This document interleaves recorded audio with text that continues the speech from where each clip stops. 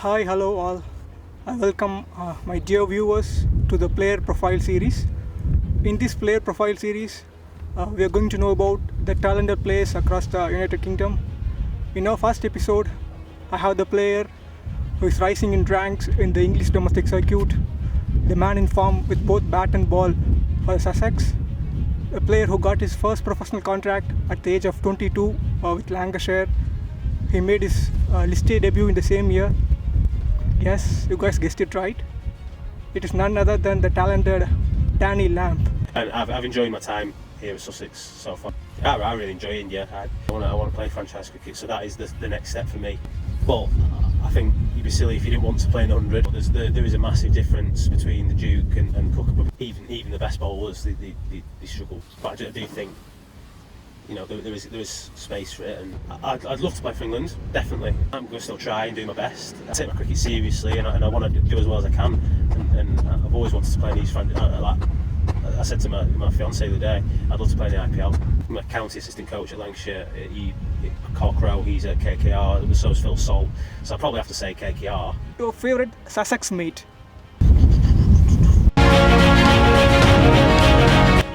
Hi Danny, how are you doing? Very good, are you? Yeah, I'm good.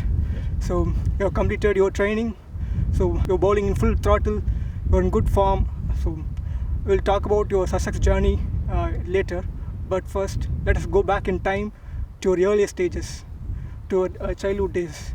So at what age you started playing cricket, and who is your inspiration to pick the ball?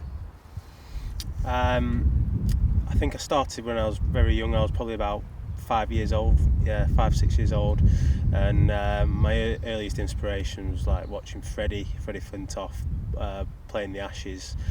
I remember looking at that and thinking, I'd really love to do that. And obviously, not quite as good as him, but I'm trying my best.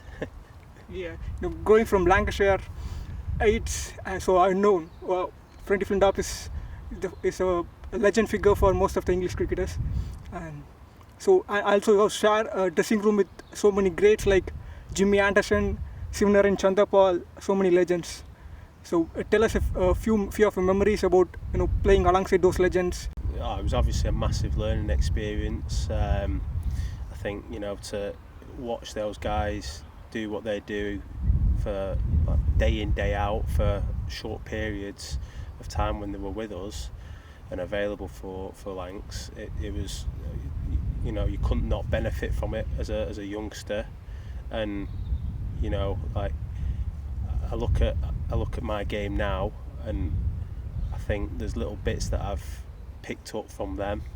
Obviously, I don't do it anywhere near as good as them, but as I said, I'm trying, and also I think it rubs off on you over a period of time. Just little habits they have, how they work in training, how they think, that sort of stuff.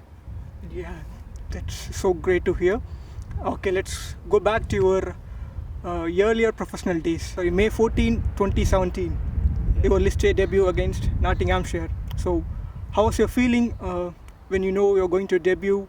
So it was the first match. How was your feeling before the match, and how was the experience in the match?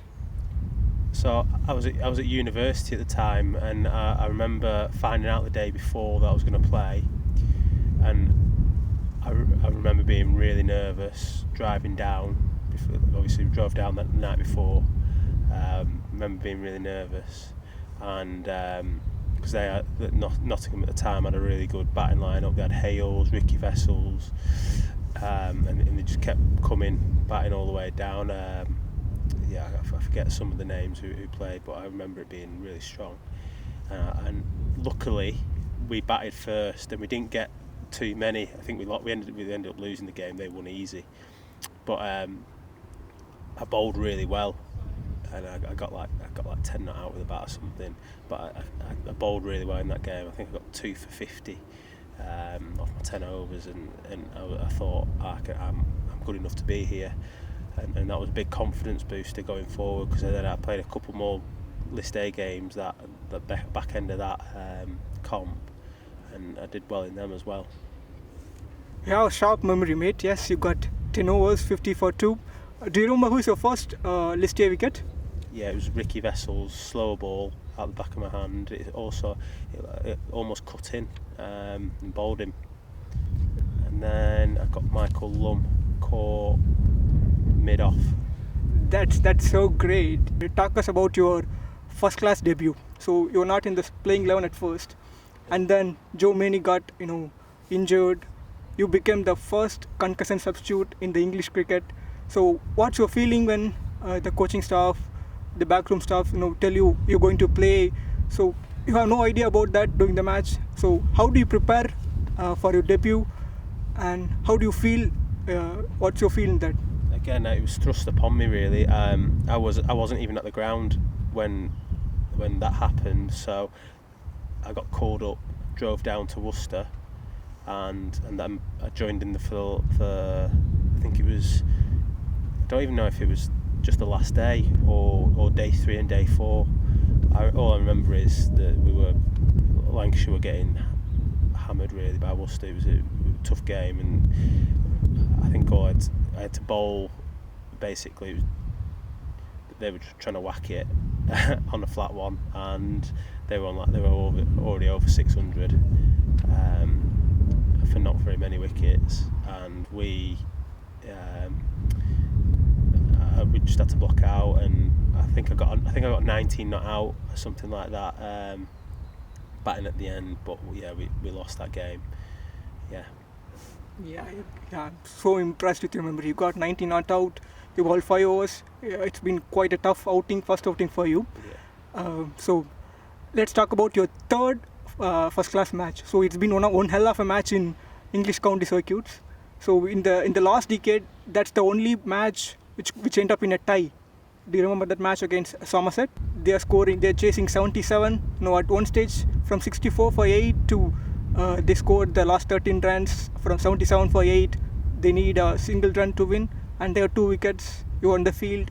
So what's your thoughts? How now you feel when you're in the field? I remember I was stood at 45 for the spinner, and Jack Leach he tried to go over the top because all the field was in, and picked out literally the only man that was outside the ring, and that's how we tied that game. Yeah, it was a crazy game. It was a dreadful pitch really at Taunton. I think they were trying to obviously make it spin friendly because they had Leach, Don Bess, and we had Maharaj and Parkinson, and it was almost to the point where it was impossible batting. I think the first innings I might have got 15 or something, but I think I got 20 not out in the second innings, batting again at the end, and yeah, that it proved to be quite important really. Not that it was a team effort obviously, but there was a few scores of like 20s, 30s, and in that game it was massive, and yeah, it ended up being quite important that we got up to a total that was normally not competitive, but on that particular day, on that particular pitch, it was fairly competitive, and yeah, what happened after that was just crazy. Yes, you're absolutely right. Your 20 runs is the crucial runs for Lancashire, and you believe, in the whole match only 7 players scored 20 or more runs, and you're one among them. Yeah. Let's move forward and talk about your first class wicket. Can you remember it's against whom, and who is your first class wicket? It was against Glamorgan. It took a while for me to get off the mark. I think it was the 3rd or 4th game. Yeah, I played that game at Worcester. That counts as one game. And then I played a real flat wicket against Hampshire at Old Trafford, where it was like, I think scores were like 600 for 3 declared. And then we got like 600 for 4 declared. Hardly anyone took wickets. And then that Somerset game was spin, so I didn't bowl. And then it was my 4th game at Glamorgan. Yeah, that was it. 4th game at Glamorgan, where I took my first class wicket. So it took a while to get off the mark. Yeah, it was LBW. It was either Selman or David Lloyd. Yeah, I think, was it Nick Selwyn? No, it was spot on. It's LBW and it's David Lloyd. David Lloyd, Yeah. right, okay, yeah. I remember run back LBW on the front pad, yeah. Yeah, it was at Colwyn Bay. That was a lovely ground there. And yeah, I had a good game. I think I took 6 wickets in the match and I got 49. Got bowled 49. So yeah, I was fuming about that, but that'd have been my first class 50. But yeah. That's really spot on, mate. Okay, let's talk about your batting records. So we have 2 centuries as of now. Talk us about your first class century. I'm sure you know who scored a century against. Share your memory with us. Yeah, it was against Kent at Canterbury. I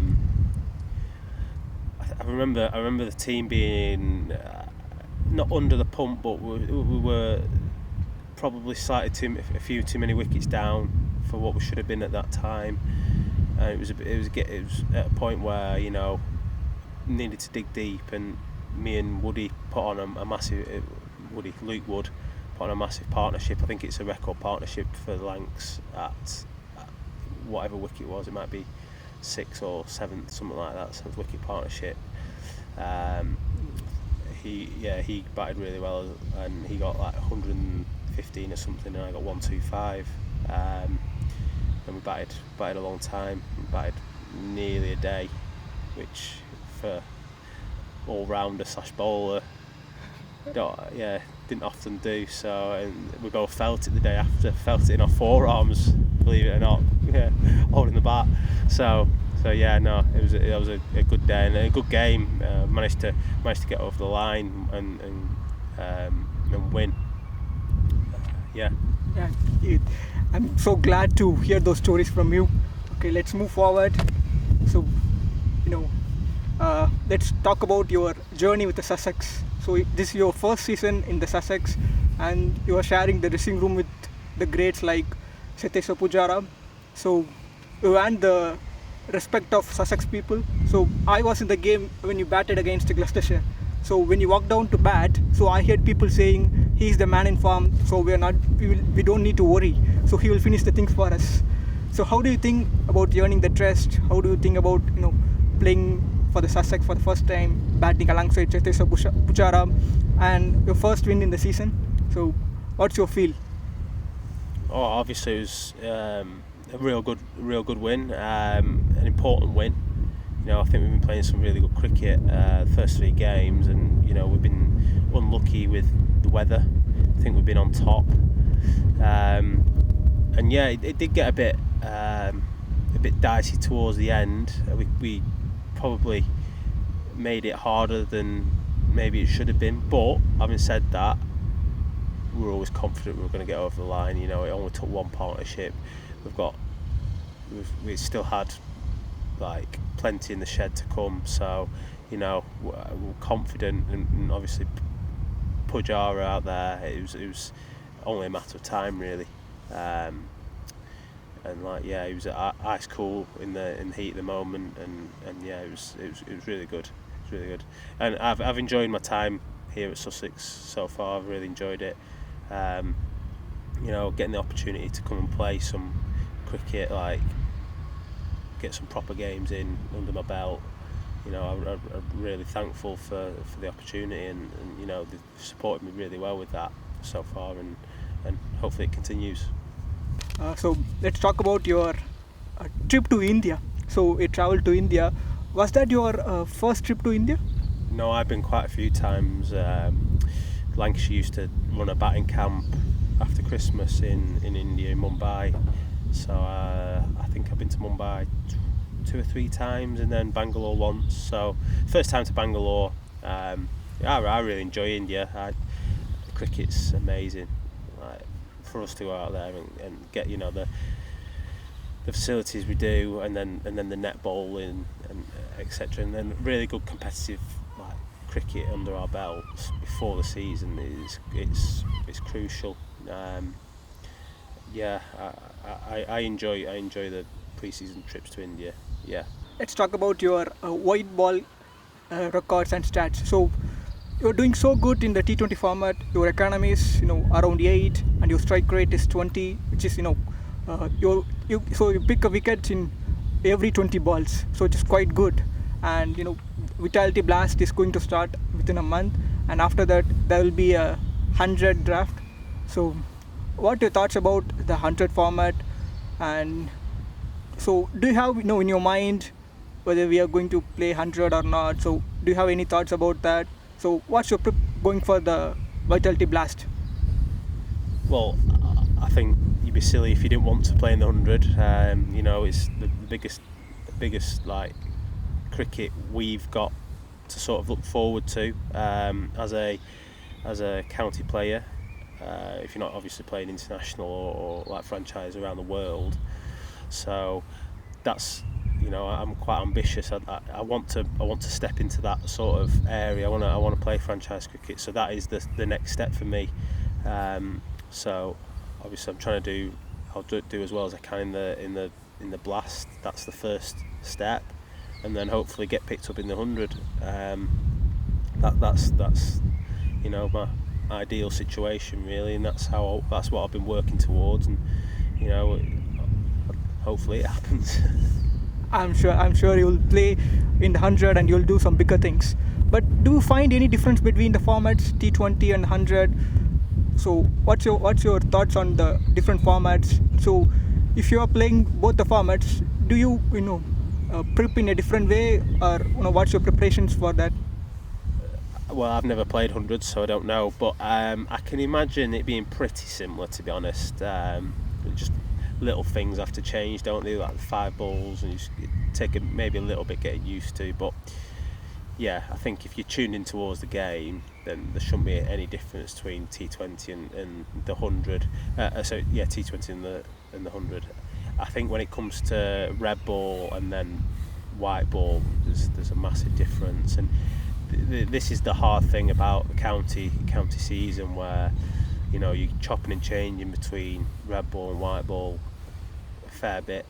There's a block of red ball in between the T20 blasts, so I think it's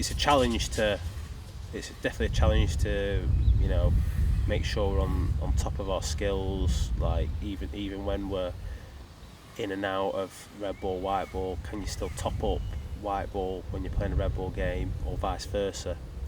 So yeah, it's definitely a challenge in county cricket, and one that at the start when I first became a pro I struggled with, but as you get used to it, you understand what works for you, and yeah, now it seems normal. Okay, so let's talk about your journey with the Vitae Sports. Tell us about the Vitae Sports and your journey with Darren Long. Yeah, obviously I was at Lancs. I felt like I needed an agent, and yeah, I met up with a couple of agents to have a chat with them, see what they were saying, see what they could offer for me, and yeah, Darren came across the best, and it seemed to be the best option for me, and has continued to be the best option for me over the years so far. So yeah, that's how we met. Yeah, that's nice to hear. And there are a lot of talks about the usage of balls, Kookaburra balls and the Duke balls. So some people knew what's the difference between Kookaburra ball and Duke's ball, but most people don't know. In Duke's ball, all the 6 stitches are handmade, but whereas in Kookaburra only the center stitches are handmade and the side 4 stitches are machine made. So you scored a century in Kookaburra ball and you scored a 83 in the Duke's ball. So what's your opinion about the usage of Kookaburra balls in the county cricket, and how do you feel the difference in both the balls, and what are your thoughts about that? There's room for it. I think I think that the thinking behind it was to benefit the international team overseas. The only problem is maybe the first few weeks of the season, sometimes because the groundsmen have had a long time to prepare the wickets, although it's been wet and cold, they get a long time to prepare the wickets, so it's not like a club ground where it ends up being a bog. or really wet, on these first class pitches they tend to be really well prepared and then really dry, and end up being quite flat. So when you then play a Kookaburra with a Kookaburra ball on them pitches, it's really, really difficult to take wickets. And I'm sure that'll sound like to people that, it should be hard to take wickets. It just becomes a bit of a run fest, like there's just nothing in it, and even the best bowlers they struggle. So maybe like towards the middle of the season would have been a better option. Spin would have come into the game, reverse swing maybe, but there is a massive difference between the Duke and Kookaburra ball, where the Duke seems to stay harder for longer, the seam stays harder and more pronounced, so at least you get a tiny little bit of lateral movement on a flat pitch, or a little bit of bounce, so you stay in the game. Where the Kookaburra ball, it was hardly even make it through to the keeper because it was going so soft. So that's the difficulty about it. I'm sure, like if it was mid-season reverse swing where the square becomes a bit more abrasive and after some heat, then it could have been a different story, and people may have enjoyed it a bit better and got a bit more out of it.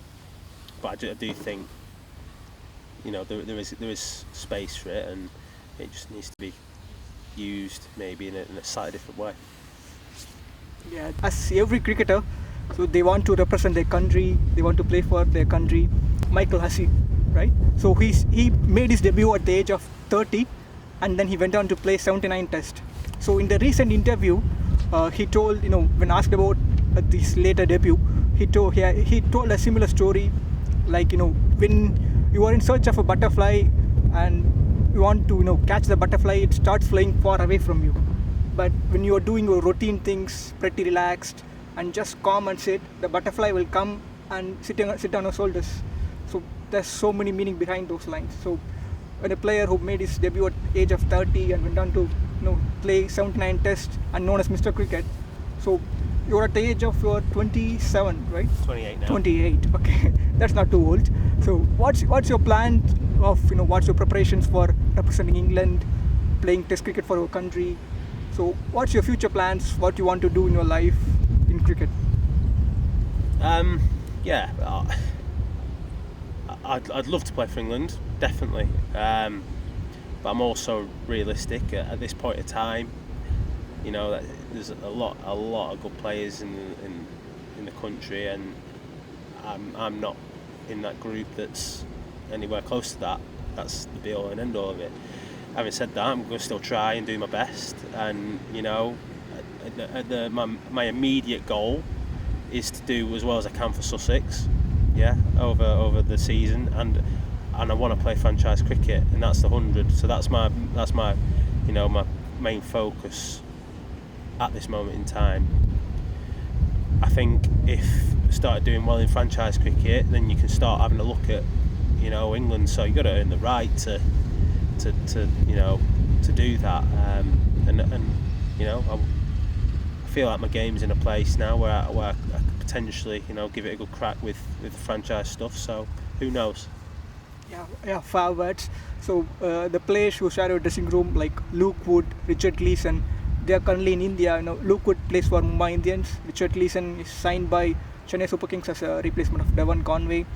We're going to play in the Vitality Blast. So maybe in the next year we will see you in the IPL, hopefully. So do you want to do anything different in short of wider formats to play in the franchise leagues around the world? Players like Tom Cadmore. So he didn't represent England, but he's at the IPL, signed by the Rajasthan Royals. So nowadays T20 cricket is growing up. Players like who is good at both ball and bat. So they're getting more chances around the world. And you're doing so good with both bat and ball. So do you want to change anything to a game to play franchise leagues around the world? There's stuff I need to change that I'm aware of, and I'm working hard on it. But that was part of the thinking coming here, moving to Sussex, where I get more opportunity to showcase my skills, because ultimately you can be as good as you want, but if you're not playing or not even like getting the opportunity to perform, then you're not going to get picked up in these franchise tournaments. So that's where the move like has come from, really. I take my cricket seriously, and I want to do as well as I can, and I've always wanted to play in these like I said to my fiance the other day, I'd love to play in the IPL, but I am aware that I'm not at that stage yet, and I need to work hard and keep performing, and then hopefully that opportunity may come down the line. But having said that, it's a long way away, and it's a lot of hard work that needs to go in between then and now. I'm sure you will play in the IPL in the coming years. I'm sure you will. We have some serious conversations, so let's move on to some funny ones. So I have some few rapid fire questions for you. Let me ask some. Okay. Which is your favorite movie? The Other Guys. Favorite music? Kygo. Your favorite Sussex mate? Tom Haynes. Your favorite mode of dismissal? LBW. LBW. So no bolt? Don't know, I just like the sound of it smashing someone on the pad. As a bowler, don't like it as a batter. As a bowler, I like the sound of it smashing someone on the pad, and then the umpire having to give it out. Yeah. That's a good one. Okay. Who is your favorite person? Maybe in your professional, personal. Who is your favorite person? What, in my life? Yeah, in your life. I have to say my fiance. Which is your favorite format of cricket? T20. T20. Yeah. Your favorite cricket ground? Lords. Not played there yet. Hopefully I will play there this year. But Lords, yeah. Yeah, the home of cricket. And your favorite food? Steak. Okay. Your sporting role model?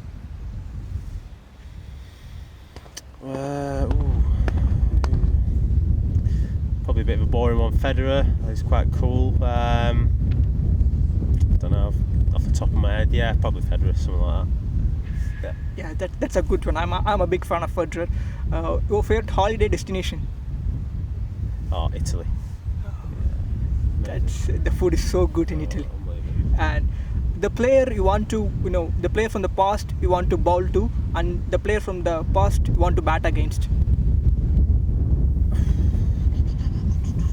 Tendulkar, because I think it'd be like you got to like see how you'd go against someone like. Obviously, it probably wouldn't go that well, but if you could have that time again, who would want to bat against?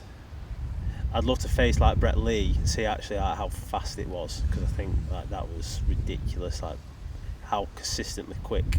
Obviously, I know he's rapid, but how consistently fast he was. So yeah, or Muralitharan, someone like that, and just see how out of your depth I would be against spin.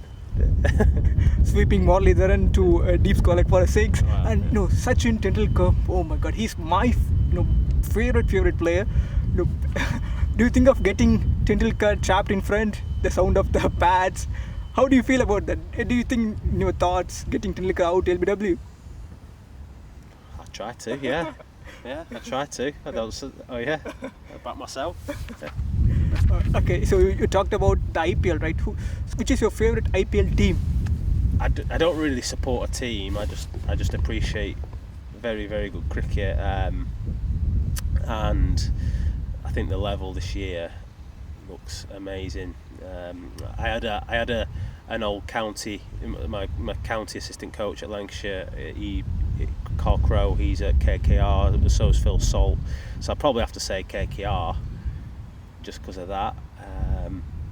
But I don't really support a team. I'm a fan of watching good cricket.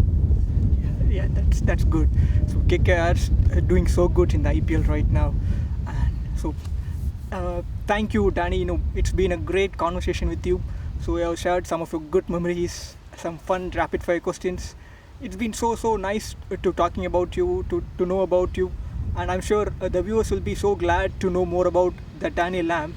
And we wish, so I and the team of Vitae Sports and the viewers, we wish you a great season, and we wish the things you want to achieve in life, I'm sure you will achieve. So we wish you a great and healthy future life ahead. Thank you so much, Danny. Thank you very much. Yeah, thank you so Cheers. much. Thank I'm sure you guys enjoy the interview with Danny Lamb. So we have some excited contents to come. We are going to interview so many talented players in the United Kingdom. But for that, you need to subscribe Vitae Sports YouTube channel. So we will post the player's name before we will do an interview. You can send your questions to the Vitae Sports Instagram channel. We'll ask those questions to the players. Just connect with us. We have an Instagram channel, Vitae Sports, and like, share, and subscribe the Vitae Sports YouTube channel. Thank you, Danny. Thanks for the opportunity, and thanks to Darren Long.